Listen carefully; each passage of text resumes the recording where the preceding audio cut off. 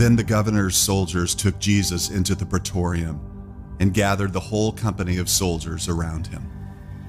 They stripped him and put a scarlet robe on him, and then twisted together a crown of thorns and set it on his head. Then they led him away to crucify him. They came to a place called Golgotha, which means the place of the skull. There they offered Jesus wine to drink, mixed with gall, but after tasting it, he refused to drink it. When they had crucified him, they divided up his clothes by casting lots, and sitting down, they kept watch over him there. Above his head, they placed the written charge against him: "This is Jesus, the King of the Jews." From noon until 3 in the afternoon, darkness came over all the land. About 3 in the afternoon, Jesus cried out in a loud voice, my God, why have you forsaken me?" Immediately, one of them ran and got a sponge. He filled it with wine vinegar, put it on a staff, and offered it to Jesus to drink. And Jesus cried out again in a loud voice, "Father, into your hands I commit my spirit." When he had said this, he breathed his last.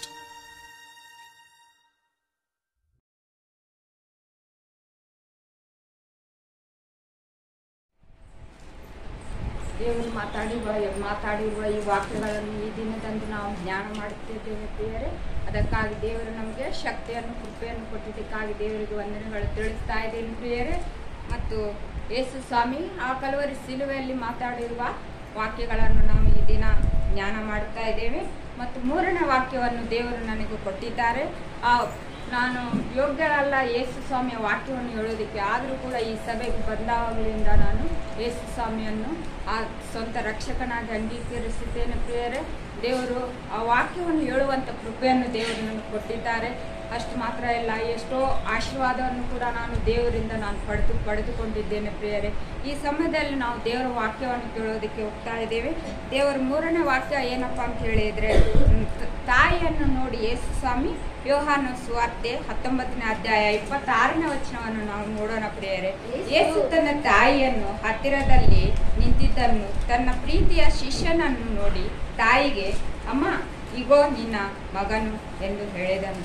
ತರುವಾಯ ಆ ಶಿಷ್ಯನಿಗೆ, "ಇಗೋ ನಿನ್ನ ತಾಯಿ" ಎಂದು ಹೇಳಿದನು. ಆ ಹೊತ್ತಿನಿಂದ ಆ ಶಿಷ್ಯನು ಆಕೆಯನ್ನು ತನ್ನ ಮನೆಯಲ್ಲಿ ಇರಿಸಿಕೊಂಡನು ಪ್ರಿಯರೇ. ಯೇಸು ಸ್ವಾಮಿಯವರು ಪ್ರಿಯರೇ ಸಿಲುಬೆಯಲ್ಲಿ ತನ್ನ ಪ್ರಾಣವನ್ನು ಕೊಡುತ್ತಿರುವಾಗ, ಎಷ್ಟೋ ಯಾತನೆಯನ್ನು ಅನುಭವಿಸುತ್ತಿರುವಾಗ ಯೇಸು ಸ್ವಾಮಿಯವರು ತನ್ನ ತಾಯಿಯನ್ನು ಜ್ಞಾಪಕ ಮಾಡಿಕೊಂಡಿದ್ದಾರೆ. ಆತನು ತನ್ನ ತಾಯಿಯನ್ನು ಮಾತ್ರವಲ್ಲ ಪ್ರಿಯರೇ, ಯೇಸು ಸ್ವಾಮಿ ಫಸ್ಟ್ ನೋಡೋದಾದ್ರೆ ಮೊದಲನೇ ಮಾತಿನಲ್ಲಿ ನಾವು ನೋಡೋದಿದ್ರೆ ಅಕ್ಕಪಕ್ಕದಲ್ಲಿರುವ ಜನರನ್ನು ನೋಡಿದ್ದಾನೆ ಪ್ರಿಯರೇ. ಅವರು ಆತನನ್ನು ಏನ್ ಮಾಡಿದ್ದಾರೆ? ಹೂಳಿದ್ದಾರೆ, ಅಪಹಾಸ್ಯ ಮಾಡಿದ್ದಾರೆ, ಸಿಲುಬೆಗೆ ಹಾಕಿದ್ದಾರೆ, 2 ಕೈಗಳಲ್ಲಿ ಮಳೆಗಳನ್ನು ಹೊಡೆದಿದ್ದಾರೆ ಪ್ರಿಯರೇ. ಆದ್ರೂ ಕೂಡ ಯೇಸು ಸ್ವಾಮಿ ಅವರು ಏನ್ ಹೇಳಿದ್ದಾರೆ? ತಂದೆಯೇ, ಅವರನ್ನು ಕ್ಷಮಿಸುವಂತ ಗುಣವನ್ನು ನಾವು ಕೂಡ ಹೊಂದಿಕೊಳ್ಬೇಕಂತೇಳಿ ಯೇಸು ಸ್ವಾಮಿ ಅವರು ಹೇಳಿದ್ದಾರೆ. ಕ್ಷಮಿಸು ಅನ್ನೋದು, ನಾವು ನಮಗೆ ಕೇಳು ಮಾಡಿದವರು, ನಮಗೆ ತಪ್ಪು ಮಾಡಿದವರು ನಾವು ಕ್ಷಮಿಸೋದಿಲ್ಲ. ಎಷ್ಟು ಮಾತ್ರಕ್ಕೂ ನಾವು ಅವ್ರು ಮಾಡಿದನ್ನು ನಾವು ಮಾಡಲೇಬೇಕಂತೇಳಿ ಹಠ ಹಿಡಿತೀವಿ. ಆದರೆ ಯೇಸು ಸ್ವಾಮಿ ಅವರು ಆ ಕಲ್ವರಿ ಶಿಲುಬೆಯಲ್ಲಿ ಅಷ್ಟೊಂದು ಶೋಧನೆ, ಅಷ್ಟೊಂದು ನೋವನ್ನು ತಡೆದುಕೊಂಡು ಆತನು ಏನು ಹೇಳ್ತಾ ಇದ್ದಾರೆ? ತಂದೆಯೇ, ಅವರನ್ನು ಕ್ಷಮಿಸು ಅಂತ ಹೇಳಿ. ಅದಕ್ಕಾಗಿ ಆತನು ಮಾಡಿರುವ ಪ್ರತಿಯೊಂದು ಕಾರ್ಯವೂ ಕೂಡ ನಮಗೆ ಮಾದರಿಯಾಗಿ ನಾವು ಜೀವಿಸಬೇಕೆಂಬುದಾಗಿ ಯೇಸು ಸ್ವಾಮಿ ಹೇಳಿದ್ದಾರೆ ಪ್ರಿಯರೇ. 2ನೇ ಮಾತಲ್ಲಿ ನಾವು ನೋಡೋದಾದ್ರೆ ಪ್ರಿಯರೇ, ಕಳ್ಳರನ್ನು ನೋಡ್ತಾ ಇದ್ದಾನೆ ದೇವರು. ಕಳ್ಳರನ್ನು ನೋಡಿ, "ಈ ದಿನ ನೀನು ನನ್ನ ಜೊತೆ ಪರದೇಶಿನಲ್ಲಿ ಇರುವೆ" ಅಂತ ಹೇಳ್ತಾ ಇದ್ದಾರೆ. ಅಂದರೆ ಯೇಸು ಸ್ವಾಮಿ ರಕ್ಷಣೆಯನ್ನು ಮಾಡೋದಕ್ಕಾಗಿ ಈ ಲೋಕಕ್ಕೆ ಬಂದರು. ಒಬ್ಬರು ಕೂಡ ನಾಶವಾಗದೆ ಎಲ್ಲರೂ ನಿತ್ಯ ಜೀವವನ್ನು ಪಡೆಯಬೇಕೆಂಬುದಾಗಿ ಆತನ ಉದ್ದೇಶವಾಗಿತ್ತು ಪ್ರಿಯರೇ. ಅಲ್ಲಿ ಆತನು ಏನು ಮಾಡಿದ? ರಕ್ಷಣಾ ಕಾರ್ಯವನ್ನು ನೆರವೇರಿಸಿದ್ದಾರೆ ಪ್ರಿಯರೇ ಯೇಸು ಸ್ವಾಮಿಯವರು. ಅದಕ್ಕಾಗಿ ದೇವರಿಗೆ ವಂದನೆಗಳು ಸೇರಿಸ್ತಾ ಇದ್ದೇನೆ ಪ್ರಿಯರೇ. ನಾವು ಕೂಡ ನಾಶವಾಗುತ್ತಾ ಇರೋ ಆತ್ಮಗಳನ್ನು ರಕ್ಷಿಸಬೇಕು. ಅನೇಕರನ್ನು ನಾವು ಈ ಸಭೆಗೆ ಕರ್ಕೊಂಡು ಬರಬೇಕು ಪ್ರಿಯರೇ. ಅಷ್ಟು ಮಾತ್ರ ನಾವು ಪ್ರಾರ್ಥನೆ ಮಾಡಿದ್ರೆ ಆಗ್ತೈತೆ ಪ್ರಿಯರೇ. ಪ್ರಾರ್ಥನೆಯಲ್ಲಿ ಎಲ್ಲ ಜಯವು ಸಿಗ್ತೈತೆ ಅಂತೇಳಿ ಯೇಸು ಸ್ವಾಮಿ ಕೂಡ ಹೇಳಿದ್ದಾರೆ ಪ್ರಿಯರೇ. ಅಂತ ಒಂದು 2 ಮಾತುಗಳನ್ನು ದೇವರು ಮಾಡಿದ್ದಾರೆ ಪ್ರಿಯರೇ. ಈಗ 3ನೇ ವಿಷಯ ತನ್ನ ತಾಯಿಯನ್ನು ನೋಡ್ತಾ ಇದ್ದಾರೆ ಪ್ರಿಯರೇ. ಅಂದ್ರೆ ಯೇಸು ಸ್ವಾಮಿ ಕನಿಕರ, ಪ್ರೀತಿ, ಬಾಂಧವ್ಯ ಮತ್ತು ಒಂದು ತಾಯಿಯ ಒಂದು ಪ್ರೀತಿಯನ್ನು ದೇವರು ಜ್ಞಾಪಕ ಮಾಡ್ಕೊಳ್ತಾ ಇದ್ದಾರೆ ಪ್ರಿಯರೇ. ನಾವು ನೀವು ಕೂಡ ಪ್ರಿಯರೇ ಈ ಲೋಕದಲ್ಲಿ ತಾಯಿಯನ್ನು ಗೌರವಿಸಬೇಕು, ತಾಯಿಯನ್ನು ಸನ್ಮಾನಿಸಬೇಕಂತ ಹೇಳಿ ದೇವರು ವಾಕ್ಯದಲ್ಲಿ ಇದೆ ಪ್ರಿಯರೇ. ಇಲ್ಲಿ ತಾಯಿಯನ್ನು ನೋಡ್ತಾ ಇದ್ದಾರೆ ಯೇಸು ಸ್ವಾಮಿಯವರು 30 ವರ್ಷ ತಾಯಿಯ ಜೊತೆಯಲ್ಲೇ ಇದ್ದಿದ್ದಾರೆ ಅಂತೇಳಿ ನಾವು ದೇವ್ರ ವಾಕ್ಯದಲ್ಲಿ ನೋಡ್ತಾ ಇದ್ದೀವಿ. ತಾಯಿಯಲ್ಲಿ ಅಂದ್ರೆ ತಾಯಿ ತನ್ನ ಗರ್ಭದಲ್ಲೇ ಆತನನ್ನು ಇಟ್ಕೊಂಡು ಎಷ್ಟೋ ಸಾಕಿ ಸಲಹೆ ಆತನನ್ನು ಪೋಷಿಸಿದಾಗಿ ನಾವು ನೋಡ್ತಾ ಇದ್ದೀವಿ. ಎಷ್ಟು ಯೇಸು ಸ್ವಾಮಿಯನ್ನು ಸಿಲುಬೆ ಹಾಕಿದ್ದನ್ನು ನೋಡಿ ಎಷ್ಟೋ ದುಃಖ ಪಡ್ತಾ ಇದ್ದಾಳೆ ಪ್ರಿಯರೇ. ಎಷ್ಟು ಅವರ ಮನಸ್ಸಲ್ಲಿ ಹಲವು ನಾಟಿದಂತೆ ಆಗಿದೆ ಅಂತೇಳಿ ದೇವರ ವಾಕ್ಯದಲ್ಲಿ ನಾವು ನೋಡ್ತೇವೆ ಪ್ರಿಯರೇ. ಯೇಸು ಸ್ವಾಮಿಯವರು ತನ್ನ ಗರ್ಭದಲ್ಲಿದ್ದಾಗ ದೇವದೂತರು ಬಂದು ಯೇಸು ಸ್ವಾಮಿಯವರು ಒಂದು ಅರಸನಾಗ್ತಾನೆ, ಯೇಸು ಸ್ವಾಮಿಯವರು ದೊಡ್ಡ ರಾಜನಾಗ್ತಾನೆ ಅಂತ ಹೇಳಿದಾಗ ಅವರು ಆಲೋಚನೆ ಮಾಡೋರು, ನನ್ನ ಮಗನ ರಾಜನಾದ್ರೆ ನಾನು ಕೂಡ ರಾಣಿ ಆಗ್ತೇನೆ ಅಂತೇಳಿ ಅವರು ಆ ದಿನದಲ್ಲಿ ಎಷ್ಟೋ ಕನಸುಗಳನ್ನು ಇಟ್ಕೊಂಡಿದ್ದಾರೆ. ಯೇಸು ಸ್ವಾಮಿ ದೇವರ ಮಗನಾಗಿದ್ದಾನೆ ಅಂದ್ರೆ ನನಗೂ ಅನೇಕ ಒಂದು ಗೌರವ ಸಿಗುತ್ತೆ ಅಂತ ಹೇಳಿ ಅವರು ಆಲೋಚನೆ ಮಾಡಿರ್ಬೋದು. ಆದರೆ ಪ್ರಿಯರೇ ಯೇಸು ಸ್ವಾಮಿಯನ್ನು ಸಿಲುಬೆಯಲ್ಲಿ ಹಾಕಿರುವಾಗ ಎಷ್ಟೋ ನೋವಿನಿಂದ ಎಷ್ಟೋ ಸಂಕಟದಿಂದ ತಾಯಿ ಅಳುತ್ತಾ ಯೇಸು ಸ್ವಾಮಿ ಪಾದದಲ್ಲಿದ್ದಾರೆ ಪ್ರಿಯರೇ. ನಾವು ನೀವು ಕೂಡ ಪ್ರಿಯರೇ ಈ ಲೋಕದಲ್ಲಿ ನಾವು ಸ್ವಲ್ಪ ದಿನ ಮಾತ್ರ ನಾವು ಜೀವಿಸುವವರಾಗಿದೆ. ಆದರೆ ಇಲ್ಲಿ ನೋಡ್ತಾ ಇದ್ರೆ ತಾಯಿಯನ್ನು ಆತನ ಎಷ್ಟೋ ಕಷ್ಟದಲ್ಲಿ ನರಳಾಟದಲ್ಲಿ ಇದ್ರೂ ಕೂಡ ಆತನಿಗೆ ತಿಳಿದಿದೆ ಪ್ರಿಯರೇ, ಇನ್ನು ಸ್ವಲ್ಪ ಹೊತ್ತಾದ್ರೆ ನಾನು ಏನ್ ಮಾಡ್ತೇನೆ, ತಂದೆಯಾದ ದೇವರ ಕಾರ್ಯವನ್ನು ಮಾಡ್ತಾ ಇದ್ದೇನೆ. ಅದಕ್ಕಾಗಿ ನಾನು ಆ ಸಿಲುಬೆಗೆ ಹೋದ್ಮೇಲೆ ನಾ ಪ್ರಾಣವನ್ನು ಬಿಡುವುದಾಗ್ತೈತೆ. ಆ ನಂತರ ನಾನು ತಾಯಿಯನ್ನು ಯಾರು ನೋಡ್ಕೋತಾರ ಅಂತೇಳಿ ದೇವರು ಎಷ್ಟೋ ಬಾಧೆ ಪಟ್ಟಿದ್ದಾರೆ ಪ್ರಿಯ. ತಾಯಿಯ ಒಂದು ಜವಾಬ್ದಾರಿಯನ್ನು ಆತನು ಆಲೋಚನೆ ಮಾಡ್ತಾ ಇದ್ದಾನೆ ಪ್ರಿಯ. ಅದಕ್ಕಾಗಿ ಪಕ್ಕದಲ್ಲಿರುವ ಶಿಷ್ಯನನ್ನು ಕರೆದು ನನ್ನ ತಾಯಿಯನ್ನು ನೋಡ್ಕೊಪ್ಪ ಅಂತೇಳಿ ಯೇಸು ಸ್ವಾಮಿ ಶಿಷ್ಯನಿಗೆ ತನ್ನ ತಾಯಿಯನ್ನು ಒಪ್ಪಿಸಿಕೊಟ್ಟಿದ್ದಾನೆ ಪ್ರಿಯರೇ. ತಾಯಿ ಕೂಡ ಮಗನ ಒಂದು ಆಸರೆ ಬೇಕು, ಈ ಒಂದು ವಯಸ್ಸಾದ ಕಾಲದಲ್ಲಿ ತಾಯಿಯನ್ನು ನೋಡ್ಕೊಳ್ಳಿಕ್ಕೆ ಒಬ್ರು ಬೇಕಂತೇಳಿ ತಾಯಿಯನ್ನು ಕೂಡ ತನ್ನ ಶಿಷ್ಯನ ಕೈಯಲ್ಲಿ ಕೊಟ್ಟಿದ್ದಾರೆ ಪ್ರಿಯ. ಎಷ್ಟೊಂದು ಅದ್ಭುತವಾದ ಪ್ರೀತಿಯಾಗಿದೆ ಪ್ರಿಯರೇ ದೇವರಿಂದ. ನಾವಾದ್ರೂ ಕಷ್ಟದಲ್ಲಿ ಸಂಶಯದಲ್ಲಿ ಇದ್ರೆ ಏನ್ ಮಾಡ್ತೇವೆ, ನಮ್ಮನ್ನು ಮಾತ್ರ ನಾವು ಉದ್ಧಾರ ಮಾಡ್ಕೊಳ್ಳುವವರಾಗಿರ್ತೇವೆ. ಆದ್ರೆ ಯೇಸು ಸ್ವಾಮಿ ನೋಡಿದ್ರೆ ತನ್ನ ತಾಯಿಯ ಒಂದು ಕರ್ತವ್ಯವನ್ನು ಈಡೇರಿಸೋದಕ್ಕೆ ದೇವರ ವಾಕ್ಯದಲ್ಲಿ ನಾವು ನೋಡೋದಾದ್ರೆ ಪ್ರಿಯರೇ, ದೇವರ ವಾಕ್ಯದಲ್ಲಿ ವಿಮೋಚನ ಕಾಂಡ 20ನೇ ಅಧ್ಯಾಯ 12ನೇ ವಚನದಲ್ಲಿ ನಿನ್ನ ತಂದೆ ತಾಯಿಗಳನ್ನು ಸನ್ಮಾನಿಸಿದರೆ ನಿನ್ನ ದೇವರಾದ ಯೆಹೋವನಿಗೆ ಅನುಗ್ರಹಿಸುವ ದೇಶದಲ್ಲಿ ನೀನು ಬಹುಕಾಲ ಇರುವೆ ಅಂತೇಳಿ ದೇವರ ವಾಕ್ಯದಲ್ಲಿ ಬರೆಯಲ್ಪಟ್ಟಿದೆ. ಆತನು ಧರ್ಮಶಾಸ್ತ್ರವನ್ನು ಕೂಡ ಈಡೇರಿಸ್ತಾ ಇದ್ದಾರೆ ಪ್ರಿಯರೇ. ಅಂದ್ರೆ ಆತನು ತಂದೆ ತಾಯಿಗಳನ್ನು ಸನ್ಮಾನಿಸುತ್ತಾ ಇದ್ದಾನೆ. ನಾವು ನೀವು ಈ ಲೋಕದಲ್ಲಿ ಇರುವಾಗ ತಂದೆ ತಾಯಿಗಳನ್ನು ವೃದ್ಧಾಪ್ಯದಲ್ಲಿ ಇದ್ದಾಗ ಆತನು ನಾವು ನೋಡ್ಕೊಳ್ಬೇಕಂತ ಹೇಳಿ ದೇವರು ಈ ವಾಕ್ಯದಲ್ಲಿ ನಮಗೆ ತೋರಿಸ್ತಾ ಇದ್ದಾರೆ ಪ್ರಿಯರೇ. ನಾವು ಈ ಲೋಕದಲ್ಲಿ ಇರೋ ಜನರ ನೋಡೋದು ಪ್ರಿಯರೇ, ನಾವು ಮಕ್ಕಳು ದೊಡ್ಡವರಾದ್ಮೇಲೆ ಒಂದು ಕೆಲಸ ಸಿಕ್ಕಿದ್ಮೇಲೆ ತಂದೆ ತಾಯಿಗಳನ್ನು ಬಿಟ್ಟು ತಮ್ಮ ಕೆಲಸಗಳ ತಾವು ನೋಡ್ತಾರೆ. ಆ ರೀತಿ ಇರಬಾರ್ದು ಅಂತ ಹೇಳಿ ಯೇಸು ಸ್ವಾಮಿ ಅವರು ಏನ್ ಮಾಡ್ತಾ ಇದ್ದಾರೆ, ತನ್ನ ತಾಯಿಯ ಒಂದು ಜವಾಬ್ದಾರಿಗೆ ನೋಡ್ಕೊಂಡು ದೇವರಾಗಿರುವ ಯೇಸು ಸ್ವಾಮಿಯ ಮಾಡುವಾಗ ನಾವು ಮನುಷ್ಯರಾಗಿರುವರು ನಾವು ಮಾಡಬೇಕಲ್ವಾ ಕರ್ತವ್ಯವನ್ನು ಪ್ರಿಯರೇ. ಹೌದು, ದೇವರು ಮಾಡಿರುವ ಈ ಒಂದು ತ್ಯಾಗಕ್ಕಾಗಿ ನಾವು ಜ್ಞಾಪಕ ಮಾಡ್ಕೊಳ್ಳೋಣ ಪ್ರಿಯರೇ. ಜನರನ್ನು ನೋಡ್ತಾ ಇದ್ದಾರೆ ಪ್ರಿಯರೇ, ಜನರನ್ನು ಕೂಡ ಅದನ್ನು ನೋಡಿ ಕರುಣಿಸುತ್ತಾ ಇದ್ದಾರೆ. ಅದೇ ರೀತಿಯಾಗಿ ಕಳ್ಳರನ್ನು ನೋಡಿ ಕೂಡ ಯೇಸು ಸ್ವಾಮಿ ರಕ್ಷಣೆಯನ್ನು ಕೊಟ್ಟಿದ್ದಾರೆ. ಇಲ್ಲಿ ತಾಯಿಯ ವಿಷಯದಲ್ಲಿ ನೋಡುವ ತಾಯಿಯ ಒಂದು ಜವಾಬ್ದಾರಿಯನ್ನು, ಬಾಧ್ಯತೆಯನ್ನು, ಪ್ರೀತಿಯನ್ನು, ಕರುಣೆಯನ್ನು ಯೇಸು ಸ್ವಾಮಿ ಆ ಸಿಲುಬೆಯ ಮೇಲೆ ತೋರಿಸ್ತಾ ಇದ್ದಾರೆ ಪ್ರಿಯರೇ. ಅದನ್ನು ಅಂದ್ಕೊಂಡಿರ್ಬೇಕು, ನಾನು ನನ್ನ ತಂದೆಯಾದ ಪರಲೋಕದ ಕಾರ್ಯವನ್ನು ಈಡೇರಿಸ್ತಾ ಇದ್ದೇನೆ, ನನ್ನ ತಾಯಿಯನ್ನು ನೋಡ್ಕೊಳ್ಬೇಕು, ಅವರಿಗೆ ಒಂದು ಆಸರೆ ಬೇಕಂತೇಳಿ ಶಿಷ್ಯನಾಗಿರುವ ಯೋಹಾನನಿಗೆ ತನ್ನ ತಾಯಿಯನ್ನು ಒಪ್ಪಿಸಿಕೊಟ್ಟಿದ್ದಾರೆ. ದೇವರು ಎಷ್ಟೊಂದು ಪ್ರೀತಿ ಸ್ವರೂಪನಾಗಿದ್ದಾನೆ ಪ್ರಿಯರೇ.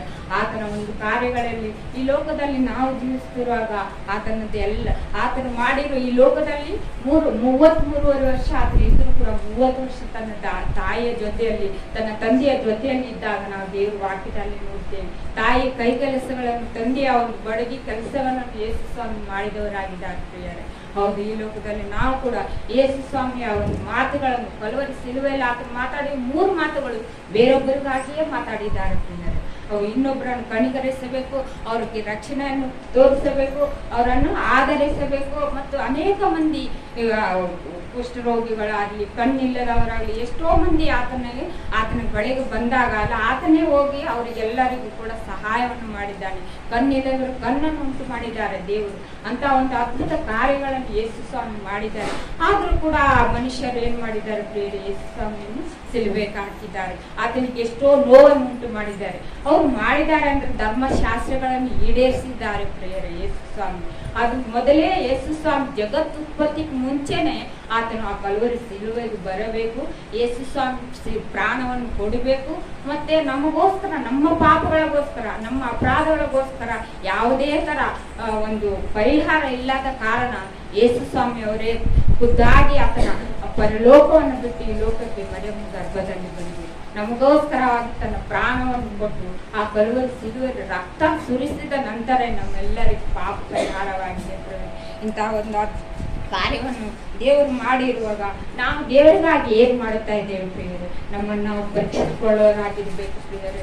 ಅನೇಕ ವಿಷಯಗಳಲ್ಲಿ ನಾವು ಎಷ್ಟೋ ತಪ್ಪಿರೋರಾಗಿದ್ದೇವೆ. ಆದರೆ ದೇವರಾಗಿ ಮನುಷ್ಯನ ರೂಪದಲ್ಲಿ ಬಂದಿರೋ ದೇವರೇ ಇವೆಲ್ಲಾ ಕಾರ್ಯಗಳನ್ನು ಮಾಡುತ್ತಿರುವಾಗ ನಾವು ಮನುಷ್ಯರು ಯಾಕೆ ಮಾಡಬಾರ್ದು ಪ್ರಿಯರೇ? ಒಂದು ತಾಯಿಯ ಒಂದು ಜವಾಬ್ದಾರಿಗೆ ಮಾತ್ರ ಅಲ್ಲ ಪ್ರಿಯರೇ, ಗಂಡ ಹೆಂಡತಿಯ ಜವಾಬ್ದಾರಿ ಇರ್ಬೋದು, ತಂದೆ ತಾಯಿಗಳ ಜವಾಬ್ದಾರಿ ಇರಬಹುದು, ಮಕ್ಕಳ ಜವಾಬ್ದಾರಿ ಇರ್ಬೋದು, ಅಥವಾ ನಮಗೆ ಒಂದು ಕೊಟ್ಟಿರೋ ಕೆಲಸದ ಜವಾಬ್ದಾರಿ ನಂಬಿಕೆಯಿಂದ ನೀತಿಯಿಂದ ಮಾಡುವವರಾಗಿರಬೇಕಂತೇಳಿ ದೇವರು ವಾಕ್ಯದ ಮುಖಾಂತರವಾಗಿ ಮಾತಾಡ್ತಾ ಇದ್ದಾನೆ ಪ್ರಿಯರೇ.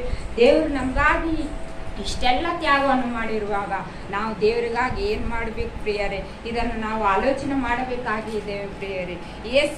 ಯೇಸುವನ್ನು ಸಿಲುಬೆ ಹಾಕಿದ್ದಕ್ಕಿಂತ ಮುಂಚೆ ಯೇಸು ತನ್ನ ಶಿಷ್ಯರ ಮೂಲಕವಾಗಿ ಅನೇಕ ಅದ್ಭುತ ಕಾರ್ಯಗಳನ್ನು ದೇವರು ಮಾಡಿರುವಾಗ ಪ್ರಿಯರೇ, ಅವೆಲ್ಲಗಳನ್ನು ನೋಡಿದ ಜನರು ಯೇಸು ಸ್ವಾಮಿಯನ್ನ ಕಲ್ವರಿ ಸಿಲುಬೆಯಲ್ಲಿ ಬಲಿಯಾಗಿ ಮಾಡಿದ್ದಾರೆ ಪ್ರಿಯರೇ.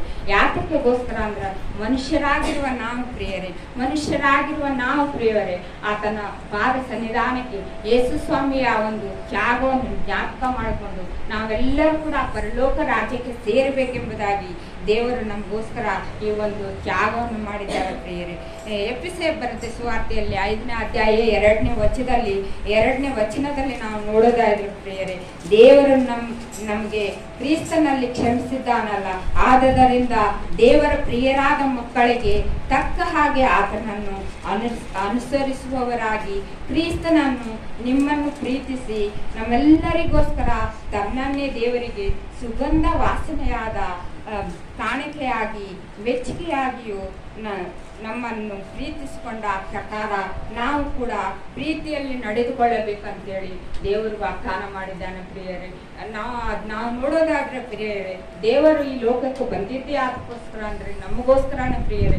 ಆತನು ಯೋಹಾನ ಬರೆದ ಸುವಾರ್ತೆಯಲ್ಲಿ 3ನೇ ಅಧ್ಯಾಯದಲ್ಲಿ ಈ ರೀತಿ ಬರೆಯಲ್ಪಟ್ಟಿದೆ, ಲೋಕದ ಮೇಲೆ ಎಷ್ಟೋ ಪ್ರೀತಿಯನ್ನು ತನ್ನ ಒಬ್ಬನೇ ಮಗನನ್ನು ಕೊಟ್ಟನು, ಆತನನ್ನು ನಂಬುವ ಒಬ್ಬನಾದರೂ ನಾಶವಾಗದೆ ಎಲ್ಲರೂ ನಿತ್ಯ ಜೀವವನ್ನು ಪಡೆಯಬೇಕೆಂಬುದಾಗಿ ದೇವರ ಉದ್ದೇಶವಾಗಿತ್ತು, ಆತನ ಚಿತ್ತವಾಗಿತ್ತು ಪ್ರಿಯರೇ. ಅದಕ್ಕೋಸ್ಕರ ಪ್ರಿಯರೇ, ಈ ಲೋಕದಲ್ಲಿ ಮನುಷ್ಯರೆಲ್ಲರೂ ಕೂಡ ಪಾಪ ಮಾಡಿ ದೇವರ ಮಹಿಮೆಯನ್ನು ಹೊಂದದೇ ಹೋಗಿದ್ದಾರೆ ಅಂತೇಳಿ ದೇವರ ವಾಕ್ಯದಲ್ಲಿ ಬರೆಯಲ್ಪಟ್ಟಿದೆ ಪ್ರಿಯರೇ.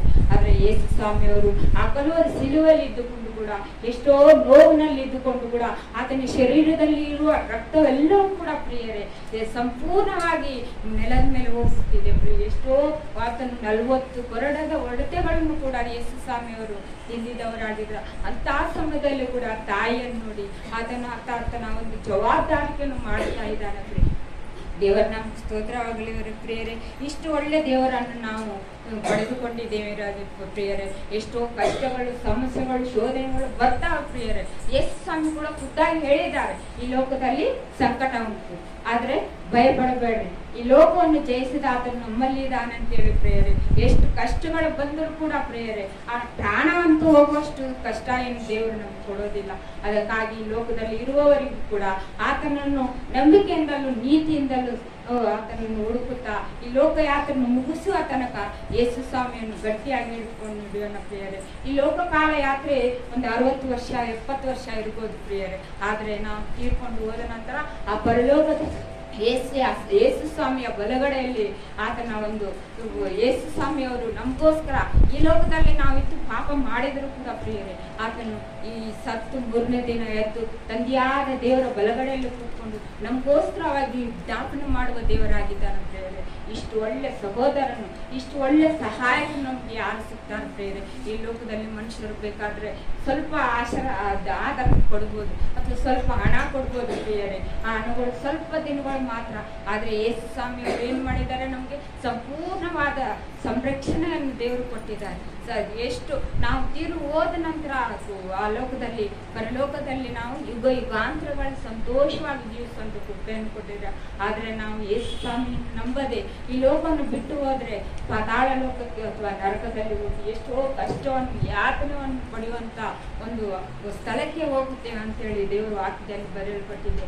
ಆದ್ರೆ ಪ್ರಿಯರೇ, ಈ ಲೋಕದ ಕಷ್ಟಗಳನ್ನು ನಾವು ಸಹಿಸಿಕೊಂಡು ದೇವರನ್ನು ಮುಂದೆ ನೋಡುತ್ತಾ ನಮಗೆ ಸಿಗುವಂತ ಯೇಸು ಕ್ರಿಸ್ತನ ಒಂದು ಆದರಣೆಯನ್ನು ಅಥವಾ ಪರಲೋಕ ರಾಜ್ಯದ ಒಂದು ಸ್ಥಳವನ್ನು ಆತನು ಕೊಡುವ ಒಂದು ನಮ್ಮ ಪಾಸ್ಟರ್ ಅವರು ಕೂಡ ಅನೇಕ ಬಾರಿ ಹೇಳಿದ್ದಾರೆ, ಯೇಸು ಸ್ವಾಮಿಗಾಗಿ ಸೇವೆ ಮಾಡಿ ಆತನ ಒಂದು ನೀತಿಯಲ್ಲಿ ಮಾರ್ಗದಲ್ಲಿ ನಡೆಯುವವರಿಗೆ ಎಷ್ಟೋ ಪ್ರತಿಫಲವನ್ನು ಜಯಮಾಲೆಗಳನ್ನು ಹೊಂದಿದ್ದೇವೆ ಅಂತೇಳಿ ಯೇಸು ಸ್ವಾಮಿ ಹೇಳಿದ್ದಾರೆ. ಹೌದು ಪ್ರಿಯ, ನಾವು ಅಷ್ಟೊಂದು ಭಾಗ್ಯವಂತರಲ್ಲದೆ ಹೋದರೂ ಕೂಡ ಈ ಲೋಕದ ಯಾತನೆಗಳನ್ನು ಸಹಿಸಿಕೊಂಡು ಆತನ ಒಂದು ಮಾರ್ಗದಲ್ಲಿ ನಡೆಯುತ್ತಾ ಯೇಸು ಸ್ವಾಮಿ ಬೇಡುವವರಾಗಿ ಇರೋದಿದ್ರೆ ಯೇಸು ಸ್ವಾಮಿ ಎಷ್ಟೋ ಒಂದು ಅದ್ಭುತಗಳನ್ನು ಮಾಡುತ್ತಾರೆ ಪ್ರಿಯರೇ. ಈ ಲೋಕ ಯಾತ್ರೆ ಮುಗಿದ ಮೇಲೆ ನಾವು ಪರಲೋಕಕ್ಕೆ ಹೋಗಿ ಆತನ ಒಂದು ಪರಲೋಕದ ಸ್ಥಾನದಲ್ಲಿ ಯೇಸು ಸ್ವಾಮಿ ಜೊತೆಯಲ್ಲಿ ಆತನ ಮಕ್ಕಳಾಗುವಂತ ಅಧಿಕಾರವನ್ನು ಕೊಟ್ಟಿರುವಾಗ ಆ ಒಂದು ಅಧಿಕಾರಗೋಸ್ಕರ ಈ ಲೋಕಯಾತನೆಗಳನ್ನು ಸಹಿಸಿಕೊಂಡು ದೇವರನ್ನು ಮಹಿಮೆ ಪಡಿಸೋಣ ಪ್ರಿಯರೇ. ಈ ಒಂದು ಸಿಲುಬೆಯಲ್ಲಿ ಯೇಸು ಸ್ವಾಮಿ ಮಾತಾಡಿರುವ ಮಾತುಗಳು ನಮಗಾಗಿಯೇ ಇದೆಯೇ ಪ್ರಿಯರೇ? ಯೇಸು ಸ್ವಾಮಿಯವರು ಈ ಲೋಕಕ್ಕೆ ಬಂದಿದ್ದೆ ನಮಗೋಸ್ಕರ ಆಗಿದ್ದೆ ಪ್ರಿಯರೇ. ಅಷ್ಟು ಮಾತ್ರ ಅಲ್ಲ, ಆತನ ಈ ಲೋಕದಲ್ಲಿ ಪ್ರತಿಯೊಂದು ಕಷ್ಟ ಇರ್ಬೋದು, ಆತನ ಸಿಲುಬೆ ಯಾತನೆ ಇರ್ಬೋದು, ಅಥವಾ ಈ ಲೋಕದಲ್ಲಿ ಜೀವಿಸ್ತಿರುವಾಗ ಆತನ ಮಾಡಿರುವ ಅನೇಕ ಅದ್ಭುತ ಕಾರ್ಯಗಳಾಗಿರ್ಬೋದು ಮನುಷ್ಯರಿಗೋಸ್ಕರವಾಗಿ ಅಂತ ಹೇಳಿ ಯೇಸು ಸ್ವಾಮಿ ಹೇಳ್ತಾ ಇದ್ದಾರೆ. ಕೊನೆಯಲ್ಲಿ ಒಂದು ವಾಕ್ಯವನ್ನು ಹೇಳಿ ಮುಗಿಸ್ತೇನೆ ಪ್ರಿಯರೇ. ಯೇಸು ಸ್ವಾಮಿಯವರು ಈ ಲೋಕದ ಈ ಒಂದು ಕಲುವರಿ ಸಿಲುವೆಯ ಒಂದು ಯಾತನೆಯನ್ನು ತಂದೆಯಾದ ದೇವರೇ ಮಾಡಿದ್ದಾರೆ ಅಂತೇಳಿ ವಾಕ್ಯದ ರೂಪವಾಗಿ ನಾವು ನೋಡುತ್ತೇವೆ ಪ್ರಿಯರೇ. ತಂದೆಯಾದ ದೇವರೇ ನಮಗೋಸ್ಕರವಾಗಿ, ಯಾಕಂದ್ರೆ ಈ ಪಾಪದ ಈ ಲೋಕದಲ್ಲಿ ಆತನು ಜಗತ್ತುತ್ಪತ್ತಿಕ್ಕಿಂತ ಮುಂಚೆನೆ ಪರಲೋಕದಿಂದ ಈ ಲೋಕಕ್ಕೆ ಬಂದು ನೋಡಿದ್ದಾರೆ ಅಂತೇಳಿ ನಾವು ಅನೇಕ ಬಾರಿ ಪಾಸ್ಟರ್ ಅವರು ಹೇಳಿದ್ದನ್ನು ಕೇಳಿಸ್ಕೊಂಡಿದ್ದೇವೆ ಪ್ರಿಯರೇ. ಯಾಕಂದ್ರೆ ಈ ಲೋಕ ಎಷ್ಟೋ ಪಾಪದಲ್ಲಿ ತುಂಬಿ ಹೋಗಿರೋದ್ರಿಂದ ಆ ಪಾಪವನ್ನು ನಿವಾರಣೆ ಮಾಡೋದಕ್ಕಾಗಿ, ಆ ಪಾಪವನ್ನು ಅಳಿಸೋದಕ್ಕಾಗಿ ತಂದೆಯಾದ ದೇವರ ಜೊತೆಯಲ್ಲಿ ನಾವು ಮಕ್ಕಳಾಗಿರುವ ನಮ್ಮನ್ನು ಒಂದು ಮಾಡೋದಕ್ಕಾಗಿ, ಸಮಾಧಾನ ಪಡಿಸೋದಕ್ಕಾಗಿ ಯೇಸು ಸ್ವಾಮಿಯವರ ಕಲುವರಿ ಸಿಲುಬೆಯಲ್ಲಿ ಬಲಿಯಾಗಿ ಮಾಡಿದ್ದಾರೆ ಪ್ರಿಯರೇ. ಬಲಿಯಾಗಿದ್ದಾರೆ, ತಂದೆಯಾದ ದೇವರೇ ಬಲಿಯಾಗಿ ಮಾಡಿದ್ದಾರೆ ಪ್ರಿಯರೇ. ಅದಕ್ಕಾಗಿ ದೇವರಿಗೆ ವಂದನೆಗಳು ಸಲ್ಲಿಸೋಣ ಪ್ರಿಯರೇ. 3ನೇ ವಾಕ್ಯದಲ್ಲಿ ನಾವು ನೋಡೋದು ಏನಪ್ಪಾ ಅಂತ ಹೇಳಿದ್ರೆ, ತಂದೆ ತಾಯಿಗಳನ್ನು ಸನ್ಮಾನಿಸಬೇಕು. ದೇವರಾಗಿರುವ ಯೇಸು ಸ್ವಾಮಿಯೇ ಸನ್ಮಾನಿಸಿರುವಾಗ ನಾವು ಮನುಷ್ಯರಾಗಿರುವುದು ತಂದೆ ತಾಯಿಗಳನ್ನು ಮಾತ್ರ ಅಲ್ಲ ಪ್ರಿಯರೇ, ದೊಡ್ಡವರನ್ನು ಸನ್ಮಾನಿಸಬೇಕು. ಈ ಲೋಕದಲ್ಲಿ ಅನೇಕರು ಕಷ್ಟದಲ್ಲಿ, ಸಮಸ್ಯೆಗಳಲ್ಲಿ, ಶೋಧನೆಯಲ್ಲಿ ಇರುವಾಗ ಪ್ರಿಯರೇ ಅವ್ರಿಗೆ ಆದರಣೆ ಮಾತುಗಳನ್ನು ಹೇಳಬೇಕು, ದೇವರ ಬಳಿಗೆ ತರಬೇಕು ಪ್ರಿಯರೇ. ಅಂತವ್ರಿಗೆ ನಾವು ರಕ್ಷಣಾ ಮಾರ್ಗದಲ್ಲಿ ನಡೆಯೋದಕ್ಕೆ ದೇವರ ಶಕ್ತಿಯನ್ನು ಬಲವನ್ನು ಕೊಡ್ತಾನೆ ಪ್ರಿಯರೇ. ಅದಕ್ಕಾಗಿ ನಾವು ಪ್ರತಿನಿತ್ಯ ಪ್ರಾರ್ಥನೆ ಮಾಡುವವರಾಗಿ ಇರೋದಾದ್ರೆ ಎಲ್ಲಾ ಶೋಧನೆಗಳು ಜಯಿಸ್ಕೊಳ್ತೇವೆ ಅಂತ ದೇವರು ವಾಕ್ಯದಲ್ಲಿ ಬರೆಯಲ್ಪಟ್ಟಿರುವಾಗ, ಯೇಸು ಸ್ವಾಮಿ ಗೆತ್ತಮನೆ ತೋಟದಲ್ಲಿ ಹೋದಾಗ ಕೂಡ ಆತನು ಶೋಧನೆಗೆ ಒಳಗಾಗದಂತೆ ಪ್ರಿಯರೇ ಆತನು ಪ್ರಾರ್ಥನೆ ಮಾಡಿ ಆತನ ಪ್ರಾರ್ಥನೆಯಲ್ಲೇ ಕಳೆದಿರುವಾಗ ನಾವು ಮನುಷ್ಯರಾಗಿ ಚಿಕ್ಕ ಪುಟ್ಟ ಶೋಧನೆಗಳು ಜಯಿಸಲಿ. ಪ್ರಾರ್ಥನೆ ಎಷ್ಟೋ ಮುಖ್ಯವಾದದ್ದಾಗಿದೆ ಪ್ರಿಯರೇ. ಅದಕ್ಕಾಗಿ ದೇವರಿಗೆ ವಂದನೆಗಳು ಸಲ್ಲಿಸ್ತಾ ಇದ್ದೇವೆ ಪ್ರಿಯರೇ. ಮತ್ತು ಈ 3ನೇ ಮಾತೊಳಗೆ ನಾವು ಯೇಸು ಸ್ವಾಮಿಯವರು ಮಾಡಿರುವ ಈ ಒಂದು ತ್ಯಾಗವನ್ನು ನಾವು ಜ್ಞಾಪಕ ಮಾಡಿಕೊಂಡು ಈ ಲೋಕದಲ್ಲಿ ಇರುವವರೆಗೂ ಕೂಡ ನಾವು ಯೇಸು ಸ್ವಾಮಿಯ ಒಂದು ಆ ಕಲುವರಿ ಸಿಲುಬೆಯಲ್ಲಿ ಮಾಡಿರುವ ಎಲ್ಲವನ್ನು ಕೂಡ ನಾವು ಜ್ಞಾಪಕ ಮಾಡಿಕೊಂಡ್ರೆ ನಾವು ಪರಲೋಕ ರಾಜ್ಯಕ್ಕೆ ಸೇರೋದಕ್ಕೆ ಎಷ್ಟೋ ಉಪಕಾರವಾಗುತ್ತೆ, ಎಷ್ಟೋ ದಾರಿಯಾಗುತ್ತೇವೆ. ನಾವು ಬರುವಂತ ಕಷ್ಟಗಳನ್ನೆಲ್ಲ ಯೇಸು ಸ್ವಾಮಿ ಜ್ಞಾಪಕ ಮಾಡಬೇಕು. ಹೌದಪ್ಪ, ನೀವು ನನಗಾಗಿ ಕಲುವರಿ ಸಿಲುಬೆಯಲ್ಲಿ ಪ್ರಾಣ ಕೊಟ್ಟಿದ್ದಿ ತಂದೆ. ಹೌದಪ್ಪ, ಇದು ಎಷ್ಟು ಮಾತ್ರಪ್ಪ ನನಗೆ ಕಷ್ಟಗಳಂತೇಳಿ ನಾವು ಸಹಿಸ್ಕೊಂಡು ಹೋಗೋದಾದ್ರೆ ನಾವೆಲ್ಲರೂ ಕೂಡ ಸ್ವಾಮಿ ಪರಲೋಕದಲ್ಲಿ ಸೇರಿ ಆತನನ್ನು ಆರಾಧಿಸುವ ಮಕ್ಕಳಾಗಿ ಇದು ದೊಡ್ಡ ಯುಗಾಂತರಗಳಲ್ಲಿ ಸಂತೋಷದಿಂದ ಸುಖದಿಂದ ಕೊಡೋದು ಇರೋದಕ್ಕೆ ದೇವರು ಅವಕಾಶ ಮಾಡಿಕೊಡ್ತಾರೆ ಪ್ರಿಯರೇ. ಈ ದಿನದಲ್ಲಿ ನಾವೆಲ್ಲರೂ ಸೇರಿ ಇಂತಹ ಒಂದು ಭಾಗ್ಯವನ್ನು ಆತನ ಒಂದು ವಾಕ್ಯ ವಾಕ್ಯವನ್ನು ಧ್ಯಾನಿಸುವಂಥ ಕೃಪೆಯನ್ನು ದೇವರಿಗೆ ಅನುಗ್ರಹಿಸಬೇಕಾಗಿ ದೇವರಿಗೆ ವಂದನೆಗಳು ಸೇರುತ್ತಾ ಈ ವಾಕ್ಯವನ್ನು ಹೇಳೋದಕ್ಕೆ ಅವಕಾಶ ಮಾಡಿಕೊಟ್ಟ ನಿಮ್ಮೆಲ್ಲರಿಗೂ ಕೂಡ ಪಾಸ್ಟರ್ಗೂ ಕೂಡ ವಂದನೆಗಳು.